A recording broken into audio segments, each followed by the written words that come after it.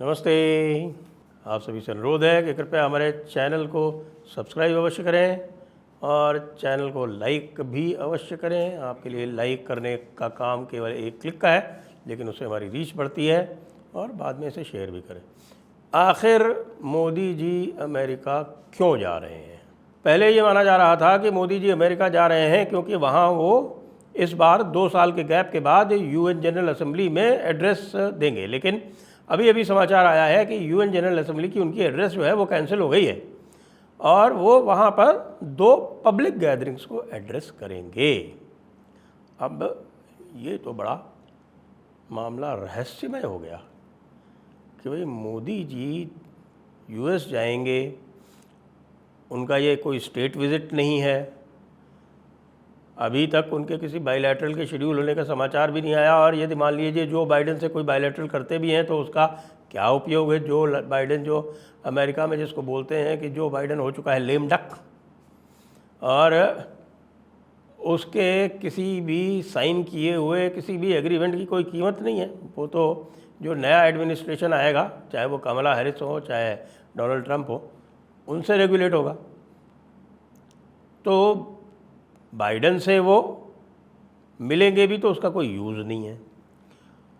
कमला Harris से मिलने का मुझे नहीं लगता कोई अवसर है। वैसे भी कमला हैरिस बहुत बिजी है अपने इलेक्शन कैंपेन में। डोनाल्ड ट्रंप, उनसे भी मिलने का अवसर नहीं है और मुझे लगता भी नहीं कि इस समय उन्हें मिलना चाहिए, क्योंकि हमको तो अल्टीमेटली अमेरिका के साथ काम करना है। कोई ऐसा नहीं है कि डोनाल्ड ट्रंप के साथ काम करना है या कमला हैरिस के साथ काम करना है। तो वो भी अपने कैंपेन में बिजी है। तो फिर ये जो समय चुना गया है, ये किस लिए चुना गया? ये किस लिए चुना गया है, इस पर मेरे कुछ विचार हैं और वो विचार जो हैं वो कहाँ से चल रहे हैं वो मैं आपको बताऊं। वो पूरा का पूरा जो बांग्लादेश में कार्यक्रम किया गया है वो वहाँ से चल रहे हैं मेरे विचार। क्योंकि बांग्लादेश का जो पूरा ऑपरेशन है वो आप देख रहे हैं कि उसमें कई सारे लोग शामिल थे, लेकिन उसमें जीत जो है वो CIA की हुई, यानी जीत अमेरिका की हुई, क्योंकि अमेरिका ने अपना पपेट लाके वहाँ पर एज चीफ एडवाइज़र और इंटरिम प्राइम मिनिस्टर आप उसको कह सकते हैं, वहाँ लाकर बैठा दिया। तो एज इंटरिम प्राइम मिनिस्टर उनका पपेट बैठा है, उनको लगता है कि उनका बहुत अधिक लीवरेज है। लेकिन प्रश्न ये उठ रहा है कि उस इंटरिम प्राइम मिनिस्टर का बांग्लादेश की जनता पर ही कोई लीवरेज नहीं बन पा रहा है तो वो आगे करेगा क्या? बैठा है वो और एक तरह से लेजिटिमेसी दे रहा है और CIA का मान बढ़ा रहा है। यदि उसने थोड़ा बहुत प्रयास भी किया कोई सेंट मार्टिन आइलैंड का या कुछ इस प्रकार का कोई उनका जो सॉवरेन इशू है उसको कॉम्प्रोमाइज़ करने का अमेरिका के साथ में, तो कुछ पता नहीं कि वो जो वायलेंट मॉब्स थे जिनके वजह से शेख हसीना को भागना पड़ा, उसकी वजह से कहीं ये यूनुस को भी भागना ना पड़ जाए। बना तो वो as a Nobel peace prize winner है, लेकिन हम सब जानते हैं कि नोबेल पीस प्राइज़ किस तरह से दी जाती है। नोबेल प्राइज़ में ये 3 प्राइज़ ऐसी हैं जो पूरी तरह से पॉलिटिकल हैं। एक पीस प्राइज़ और एक इकोनॉमिक्स की प्राइज़ ये और एक लिटरेचर की प्राइज़। ये जो 3 प्राइज़ हैं ये पूरी तरह से पॉलिटिकल हैं। ये पूरी तरह से दुनिया में मैसेजिंग करने के लिए और पूरी तरह से अपने गुर्गों को, या जिसको अंग्रेज़ी में स्टूजेस कहते हैं, उनको लेजिटिमेसी देने के लिए, उनको एक प्रोफाइल देने के लिए दी जाती है। ये देखिए हमारे भी अमर्त्य सेन जी को मिला हुआ है, लेकिन लोगों को पता नहीं कि अमर्त्य सेन जी का बैकग्राउंड क्या है। वो रॉथस्चाइल्ड्स के दामाद हैं। आपको रॉथस्चाइल्ड कौन है अब ये मत पूछ लीजिएगा। Rothschild is the original deep state, the original global deep state. तो उनका दामाद भी अगर प्राइज़ नहीं मिले उसको इकोनॉमिक्स की तो फिर क्या बात है। बराक ओबामा को पता ही है प्राइज़ मिल गई हम उसके अपने पहले साल में, और उसके बाद से उसने युद्ध पर युद्ध, युद्ध पर युद्ध, पूरी दुनिया को युद्ध के आगोश में डाल दिया। तो ये 3 प्राइजेस तो पूरी तरह से पॉलिटिकल है। तो CIA ने जो ऑपरेशन किया उसका उनको फल मिल गया। चीन वाले जो थे वो देखते रह गए कि चीन ने भी जो है, जो वहाँ के जो यूनियंस इत्यादि थी या उनके बहुत सारे जो वहाँ पर स्टूडेंट्स पढ़ रहे थे चाइना में, बताते हैं कोई 20-21 हज़ार थे, उनको सबको भेजा था, उनको ट्रेन भी किया था शायद। तो वो जो एफ़र्ट चाइना की थी वो एक सप्लीमेंट्री एफ़र्ट होके रह गई। पाकिस्तान ने जमात इस्लामी वाला जो कार्ड था वो अपने अंकल सैम के लिए भी खेल दिया। चाइना वालों से भी कहा कि हाँ देखो हम तुम्हारे लिए कर रहे हैं, उधर अंकल सैम को कर दिया। अंकल सैम आगे रह गए, चाइना पीछे रह गया। अब चाइना देख रहा है कि यार ये पाकिस्तान ने हमारे साथ तो कर दिया गेम।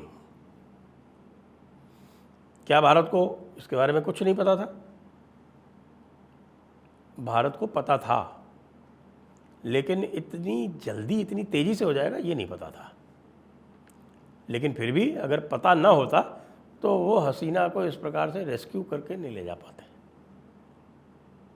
कई बार ऐसा हुआ है जब वो अपने लोगों को भारत रेस्क्यू नहीं कर पाया है। जैसे मुजीबुर रहमान को भारत रेस्क्यू करना चाहता था, लेकिन मुजीबुर रहमान जो थे वो खुद ही भारत की सलाह नहीं माने और उनको आरएन काव ने पर्सनली जाके बताया था कि आपके असैसिनेशन का प्लान बन रहा है। उन्होंने उसको सीरियसली नहीं लिया और वो मारे गए। नजीबुल्ला को भारत बाहर निकालना चाहता था, लेकिन जिस समय भारत निकालना चाहता था वो निकलना नहीं चाहते थे। बाद में फिर देर हो गई तो वो फिर आपको पता है खंभे पर लटके हुए मिले। हसीना इस मामले में लकी रही, भारत की बात मानी तो फटाफट निकल आई और अभी शी इज़ बैक और she is alive.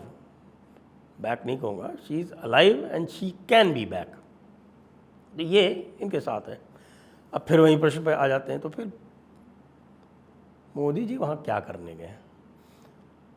Modi ji सबसे पहले तो मुझे ऐसा प्रतीत होता है कि मैसेज देने गए हैं अमेरिकन पॉलिटिशियंस को कि भाई ये जो आप इंटरफेरेंस का गेम खेलते हैं ना, this is a game that two can play. Nassau New York में, लॉन्ग आइलैंड में है ये नसाउ, अपने जो विभूति जी हैं उनके घर के पास में ही है। वहाँ पे जो इवेंट हो रही है वो सोल्ड आउट है, कम्प्लीटली सोल्ड आउट इवेंट है। अमेरिका में 20,000 की क्राउड खींचने वाला व्यक्ति बिरला ही होता है और ये मोदी जी खींच रहे हैं। तो आप ये समझिए कि आप बिल्कुल आश्चर्य मत कीजिएगा कि उस नसाउ की स्टेज पे आपको डेमोक्रेट्स और रिपब्लिकन्स दोनों खड़े हुए मिल जाएं। तो इस मामले में ये एक वेल टाइम्ड ऑपरेशन है कि बहुत सारे डेमोक्रेट्स और senator, house representatives, house reps, और मुझे तो इस पर भी आश्चर्य नहीं होगा कि वहाँ पर जो कैंडिडेट्स हैं उनके भी रिप्रेजेंटेटिव्स पहुँच जाएं या कहीं कैंडिडेट्स भी पहुँच जाएं। ऐसा हुआ है पहले, बिल्कुल हुआ है। आखिरकार टेक्सास में, ह्यूस्टन में, हाउडी मोदी में गए थे ना, और उस समय प्रेसिडेंट ट्रंप उसमें आए थे और मोदी ने कहा था उसमें अब की बार ट्रंप सरकार। ये अलग बात है कि भाई इलेक्शन किस प्रकार से होता है अमेरिका में, वो अमेरिकन से ही जानते हैं। भारत में तो इस प्रकार का गंदा इलेक्शन हो नहीं सकता। यहाँ तो बहुत साफ़ सुथरा इलेक्शन होता है, चाहे वो स्टेट का लेवल का इलेक्शन हो और चाहे वो आपके राष्ट्रीय इलेक्शंस हो। इसको बार बार इन्होंने बदनाम करने का प्रयास किया है तो सदैव असफल रहे हैं। दूसरी जो बात है कि इस समय जो अमेरिकन डीप स्टेट है, अमेरिकन डीप स्टेट में भी एक दो फाड़ हो रखा है और अमेरिकन डीप स्टेट का एक बहुत बड़ा भाग जो है वो भारत के साथ बिजनेस करना चाहता है। भारत के साथ बिजनेस इसलिए करना चाहता है कि इस समय जो स्थिति बन गई है पूरे विश्व में, उसमें जो आर्मामेंट इंडस्ट्री है उसके अतिरिक्त जो बाकी सारे लोग जो हैं वो और जितनी भी इंडस्ट्रीज़ हैं, ऑयल है, फार्मा है, टेक है, इन सबका स्कोप जो है वो कम होता जा रहा है। टेक इंडस्ट्री के शेयर्स वहाँ पे बहुत बुरी तरह से गिर रहे हैं। तो only bright spot in the world is India. अब अगर इंडिया से डील करना है तो आपको इंडिया में इंटरफेरेंस रोकना पड़ेगा, ये तो मिनिमम शर्त होगी।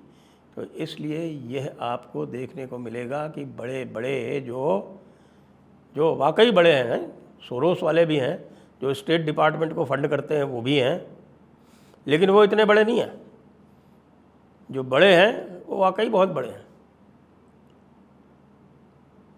ब्लैक रॉक जैसे, black rock, Vanguard, street station है ना, होस्ट ऑफ अदर्स, जिनके हर बड़ी टेक कंपनी में, हर बड़ी ऑयल कंपनी में, हर बड़ी फार्मा कंपनी में, हर बड़ी डिफेंस कंपनी में जो मेजर शेयर होल्ड करते हैं, ऐसे लोग। और इन सबका इंटरेस्ट भारत में है, इनका इंटरेस्ट राहुल गांधी में नहीं है। राहुल गांधी का इंटरेस्ट एनर्जी फैलाने में है। राहुल गांधी जो है वो दूसरे पार्ट ऑफ जो डीप स्टेट का जो दूसरा पार्ट है, सोरोस टाइप वाला, उससे डील कर रहे हैं, जिसको ये लगता है कि भाई भारत को कंट्रोल कर लो, भारत की इकोनॉमी को बर्बाद कर दो, तो कंपैरिजन में जो है वो अमेरिकन इकोनॉमी आगे चलती रहेगी। बड़ा शॉर्ट साइटेड उनका मामला है। लॉन्ग जो फार साइटेड लोग हैं वो भारत के साथ हैं, और मोदी जी वहाँ डीप स्टेट पर वर्क करने गए हैं। यह मेरा विश्लेषण है। आप क्या सोचते हैं नीचे कमेंट्स में लिख के बता दीजिएगा। जय हिंद, जय भारत, वंदे मातरम।